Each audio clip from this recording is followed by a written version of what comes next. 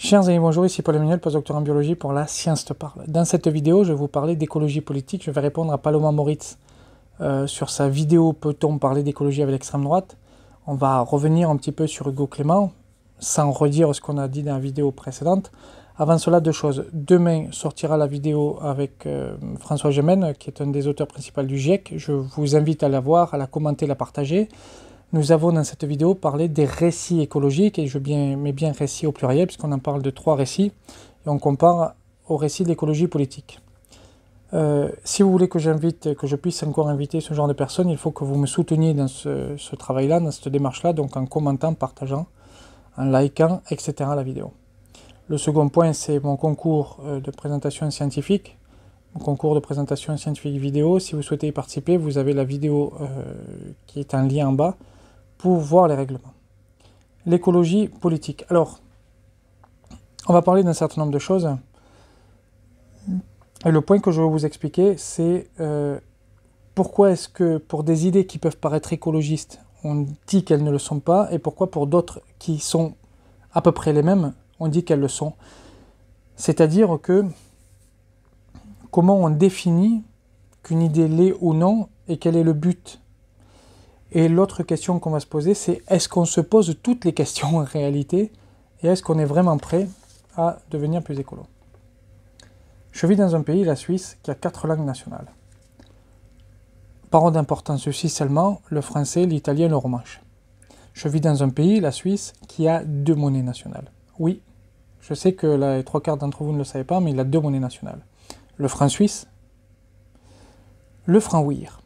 Le franc ouïr, vous en avez jamais entendu parler, sans doute pour la grande majorité d'entre vous. C'est une monnaie qui a été créée en 1934. Elle n'a pas été la seule à être créée à ce moment-là.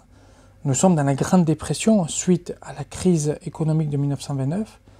Et l'ARC Bâle-Zurich, qui est le poumon économique de la Suisse, dit on ne veut plus ça.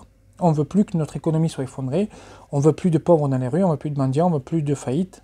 Donc on va créer une monnaie qui n'est pas indexée à des cours. On va créer une monnaie qui va permettre aux entreprises d'échanger entre elles, de travailler entre elles. On va créer une monnaie qui ne sera pas soumise à la dette. On va créer une monnaie qui ne sera pas soumise au taux d'intérêt. Né de cette idée, le franc ouïr, avec une communauté d'entreprises qui utilisent le franc ouïr, des citoyens qui peuvent avoir des comptes en franc ouïr, et une banque qui est à Bâle, la banque ouïr. La banque, c'est important pour frapper monnaie. Je veux dire, on n'imprime pas chez nous, surtout en 1934, donc il faut une organisation pour frapper monnaie. Donc vous avez des entrepreneurs, des commerçants, des industriels qui se réunissent pour, non pas lutter contre le franc suisse, mais pour lutter contre la récession, pour lutter contre l'effondrement économique. Et le franc ouïr a permis, depuis pratiquement un siècle, à la Suisse, de ne jamais s'effondrer complètement. Et vous avez un certain nombre d'articles dans Le Temps, par exemple, qui est un journal suisse qui est l'équivalent du Monde, qui vous en parle. Le franc ouïr existe toujours. Dans ces années-là, il y a eu beaucoup d'essais de monnaie locale ou nationale complémentaire. Le franc ouïr est une monnaie nationale complémentaire, mais le franc ouïr est la dernière qui est subsistée. Cette idée de franc ouïr va être reprise en 2022 en France par quelqu'un qui est le capitaine Juvin Brunet, qui est considéré comme complotiste, c'est-à-dire que ceux qui sont spécialistes du complotisme vous dira qu'il est complotiste. Moi, pour l'avoir écouté, je sais qu'il est adepte d'un certain nombre de théories farfelues, pour ne pas dire complètement de la désinformation scientifique, notamment au niveau de la santé, de tout ce qui a été Covid, etc. Mais lui, il a cette idée que je trouve très intéressante de dire, voilà, on va créer le franc libre. Et pourquoi veut-il le créer? Il nous dit, l'euro peut s'effondrer, donc je le cite, l'euro peut s'effondrer, il faut créer le franc libre, monnaie associative selon la loi 2014 sur les monnaies complémentaires locales. Une monnaie associative, c'est intéressant. Alors on va voir ce qu'ils mettent sur leur site internet pour comprendre un peu ce qu'est cette monnaie et pour voir quelle est la différence qu'on peut voir avec le franc ouïr par exemple. Cette création monétaire va permettre de mener une politique d'acquisition de foncier productif, exploitation agricole, ateliers, lignes d'assemblage, bureaux, stocks, salles de cours et espaces de santé qui sera la propriété de l'association émettrice de cette monnaie et de tous les membres de la coopérative nationale. On a donc une différence avec le franc ouïr, c'est que déjà on n'a pas de banque. C'est une coopérative qui fait cette monnaie. Une coopérative, ça peut nous rappeler la naissance du franc ouïr, à savoir ces industriels qui s'associent pour créer cette monnaie. En 2005, le Temps nous dit que 20% des entreprises suisses, de l'industrie suisse, est abonnée au franc ouïr, c'est-à-dire travaille avec les autres aussi en franc ouïr. Parce que c'est complémentaire, on parle de monnaie nationale complémentaire, c'est complémentaire au franc suisse, c'est pas pour supprimer le franc suisse, c'est complémentaire au franc suisse. Et là, le franc libre, ça devait être complémentaire à l'euro. C'est pas pour supprimer l'euro, c'est complémentaire. Les notions sont très importantes. Et ça n'est pas une monnaie locale. Le franc libre, c'est une monnaie nationale complémentaire, parce que vous avez aussi des monnaies locales complémentaires. Donc là, on parle de coopérative. Bon. Et qu'est-ce qu'il nous dit? Et c'est là où on peut se dire, c'est peut-être là où il y a le problème. Et on va voir justement les buts. Il nous dit, c'est pour réunir l'ensemble de ce qui fait le peuple français, royaliste, bonapartiste, républicain, pour la souveraineté du peuple français. Le franc ouïr n'avait pas l'idée de souveraineté suisse. Il avait l'idée de protéger l'industrie suisse. Ça n'est pas à proprement parler de la souveraineté suisse. Surtout que la Suisse a toujours été souveraine. Le franc ouïr avait pour idée de protéger l'industrie suisse. En tout cas, les membres de ce réseau. La notion de monnaie locale ou de monnaie nationale complémentaire est une notion très écologique. Elle se base sur l'idée que, comme tout système, le système économique doit vivre dans un écosystème. Et que dans un pays, pour que l'industrie soit stable et que l'économie soit stable, il ne peut exister une seule monnaie, mais il en faut plusieurs. Soit des monnaies locales, soit des monnaies nationales complémentaires. C'est une idée qui a été diffusée par certains écologistes bien en vue, comme Cyril Dion, en 2015. Et c'est d'ailleurs à ce moment-là, donc un peu avant d'arriver en Suisse, que j'ai appris qu'il existait le franc ouïr. Puis depuis que je suis en Suisse, je me suis pas mal renseigné sur cette monnaie.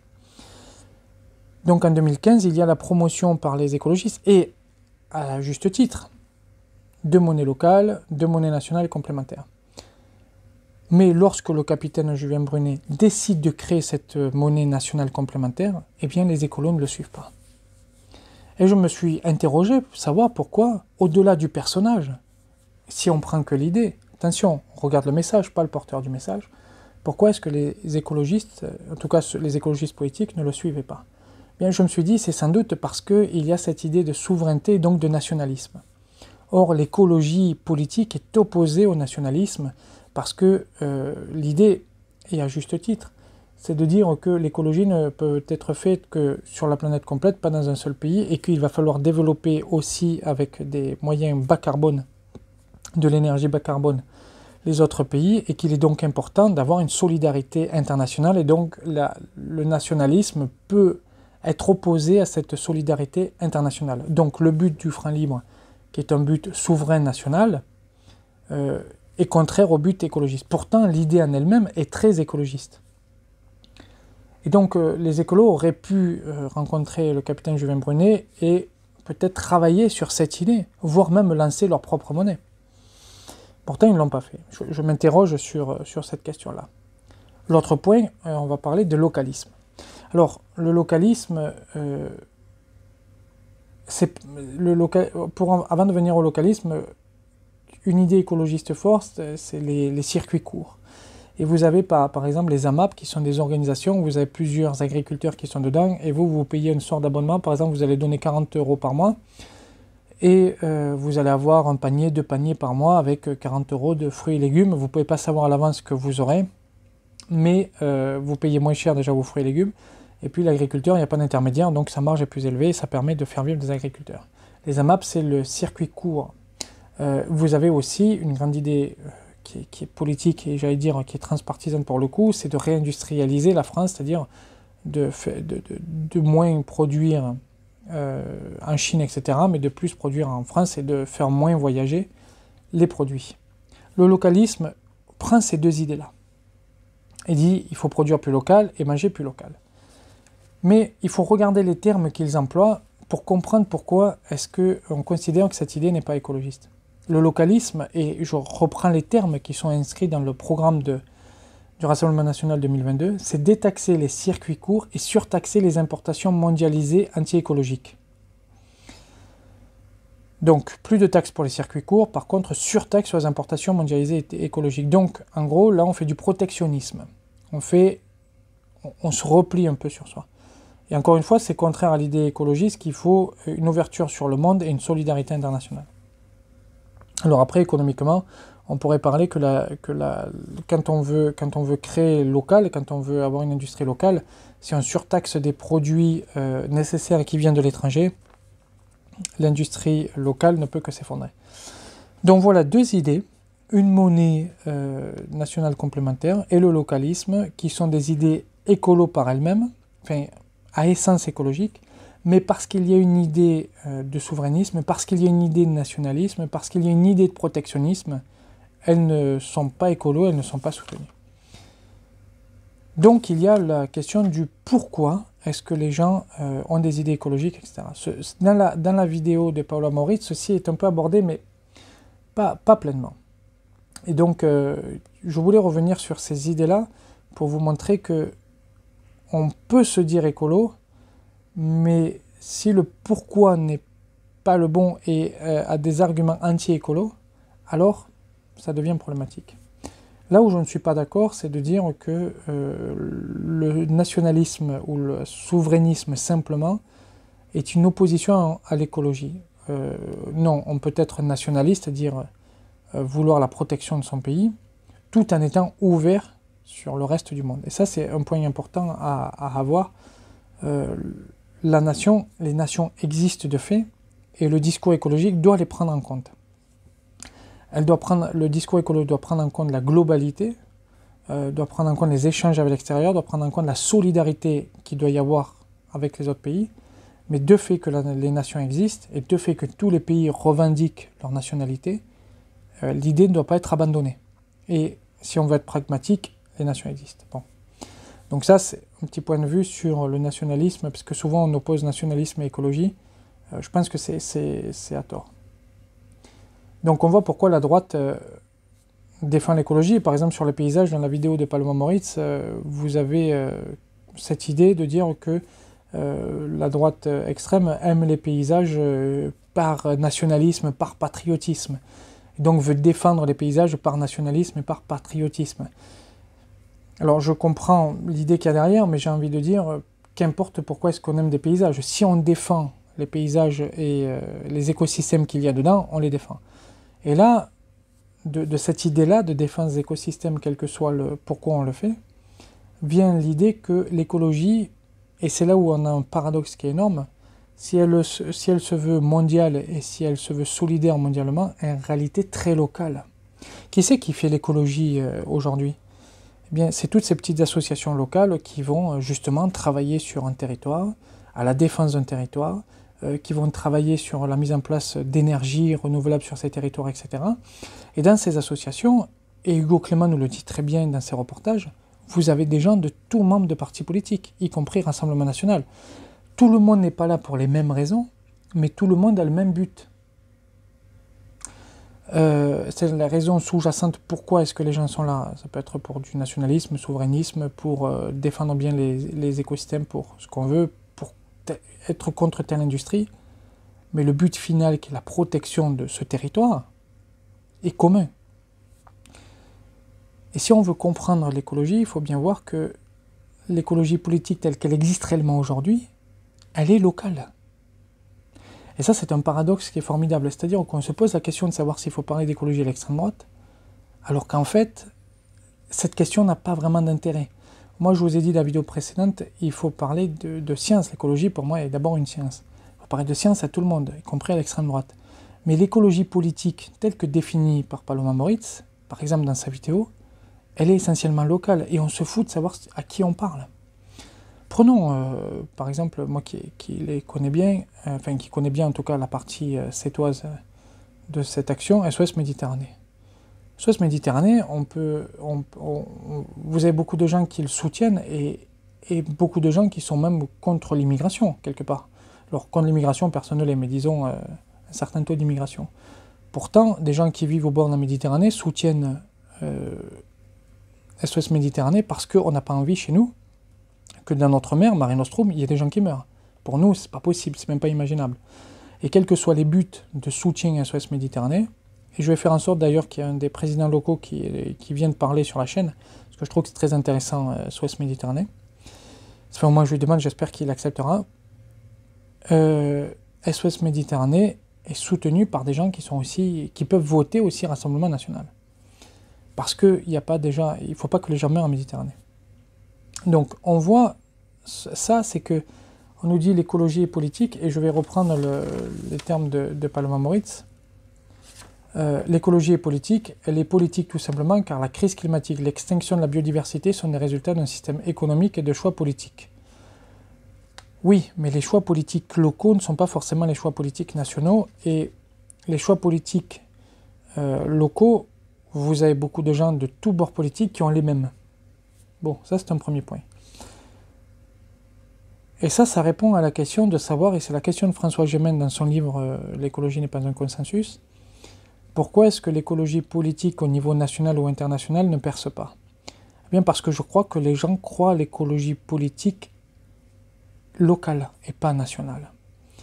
Parce que les gens vont aimer leur territoire et défendre leur territoire. Et qu'au niveau national, ils ont une autre idée. Et on a parlé par exemple dans la vidéo qui sortira demain des mandats qui sont donnés aux politiques pour l'écologie. Mais je crois que les mandats qui sont donnés aux politiques pour l'écologie sont encore une fois plus locaux que nationaux. Et nationalement, on ne donne pas forcément de mandat écolo parce qu'on défend notre territoire local.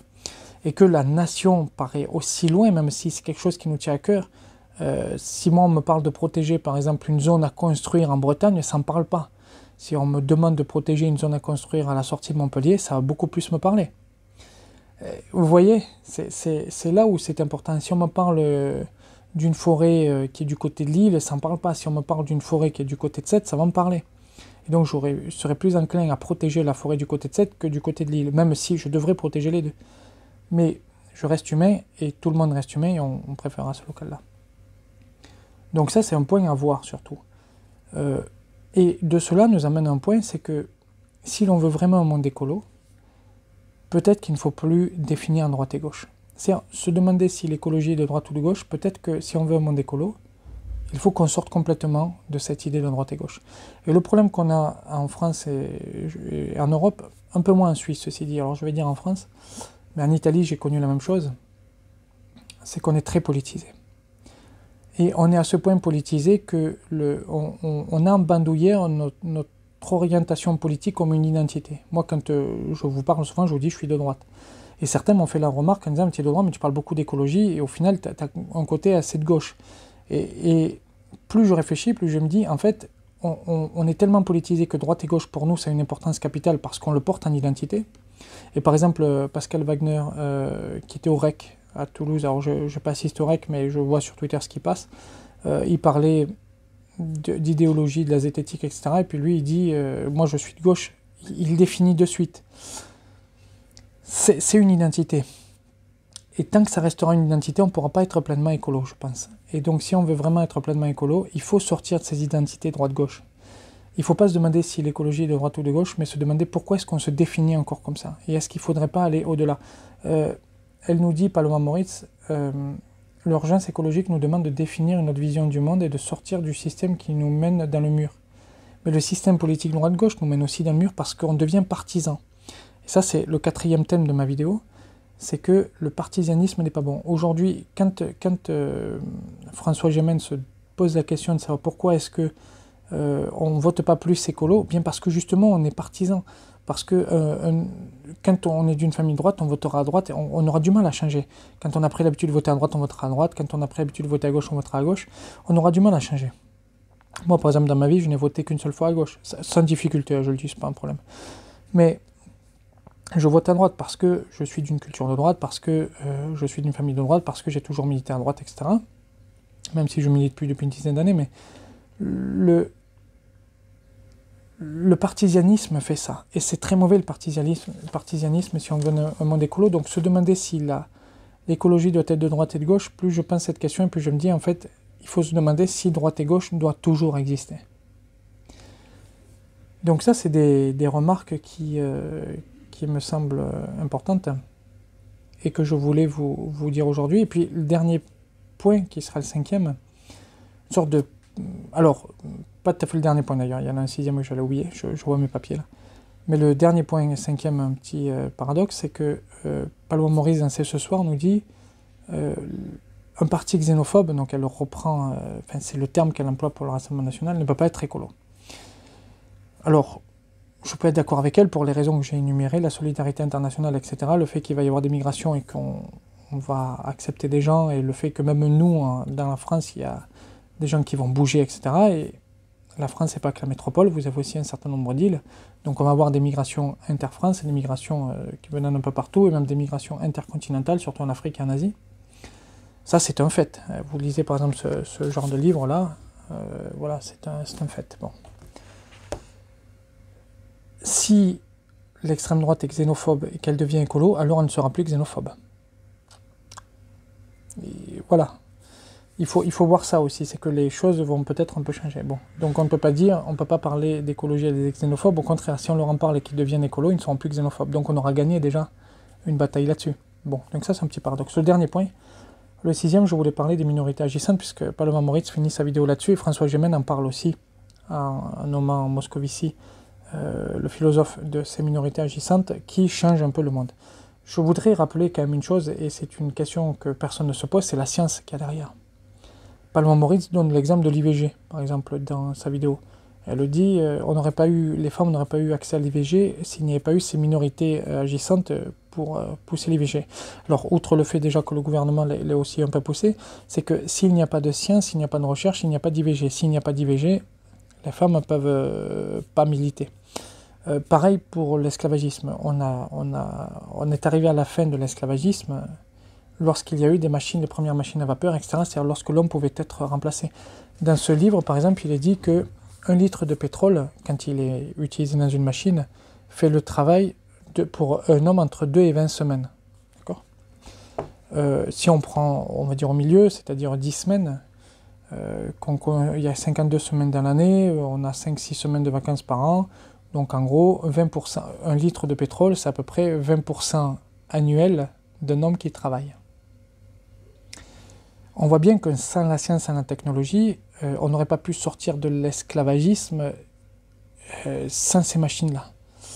Pourquoi est-ce que je dis ça? Parce que je crois que l'idée de minorité agissante, c'est une idée qui est exacte dans l'histoire, mais qui sera fausse dans le futur. Parce que dans un monde écolo où il y a moins de pétrole, voire plus, et où la science, il va falloir faire des choix stratégiques, et on en a parlé sur cette chaîne, d'ailleurs, je suis le seul vidéaste à en causer, mais c'est quand même le point le plus fondamental du truc. Où il va falloir faire des choix stratégiques sur les recherches à mener, il n'y aura plus de minorité agissante. Il faut en être conscient de ça. C'est que on a besoin de la science et il va falloir faire des choix très importants. Et là, la démocratie est importante là-dessus. Je crois qu'on ne peut pas parler de minorité agissante sans ces innovations technologiques. Et il faut bien réfléchir là-dessus, parce que le choix démocratique va être important. Et le point numéro 4, je parlais des partis politiques. Le point numéro 6 en revient en disant que le seul parti qui doit exister, c'est la démocratie, là, pour le coup. Parce qu'il va y avoir des décisions tellement importantes à prendre dans le futur, dans lesquelles on ne parle pas aujourd'hui. Si aujourd'hui, demain, je dis la science, quel projet on a, on définit, il n'y a pas de vidéaste il y a très peu de scientifiques qui vous en parlent. Et c'est important, ça. Donc la démocratie va être ce qu'il y aura de plus important pour décider. Et si on continue à être partisan droite-gauche, on ne s'en sortira pas. Il faut des débats contradictoires parce que les idées peuvent être contradictoires. Mais je crois qu'il faut sortir de ces clivages-là. Et ça, personne ne vous en parle. On vous dit l'écologie est politique, de gauche, etc. Mais en fait, on s'en fout. Il faut sortir de ces idées-là. Voilà ce que j'avais à vous dire.